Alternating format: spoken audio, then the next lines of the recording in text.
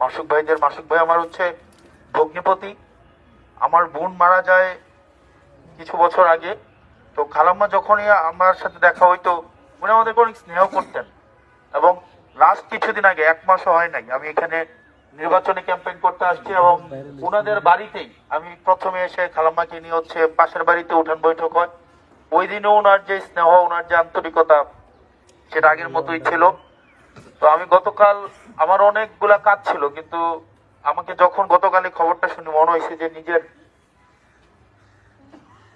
মানে উনি উনি যতবার দেখা হয়েছে আমার সাথে, ওনার সাথে আমার একটা খুব হৃদ্যতাপূর্ণ, আমি 13 সালের ঈদটা ওনাদের বাড়িতে করি, মানে 2013 সালের রোজার ঈদ বা কুরবান ঈদ, কোন একটা ঈদের দিন পুরাটা দিন ওনাদের বাড়িতে ছিলাম।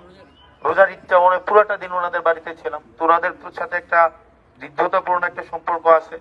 তো আল্লাহ খালাম্মাকে ওনার যে আচার ব্যবহার, যে স্মিত হাস্য, এই প্রত্যেকটা ছোট ছোট এই ইতিবাচক কাজের জন্য আল্লাহ ওনাকে কবুল করুক। এবং ওনার ছোট ছোট, ওনার যদি ভুল ভ্রান্তি থেকে থাকে, আল্লাহ এগুলোকে মাফ করে দিয়ে ওনাকে জান্নাতের মেহমান হিসেবে কবুল করুক। আর আজকের এই যে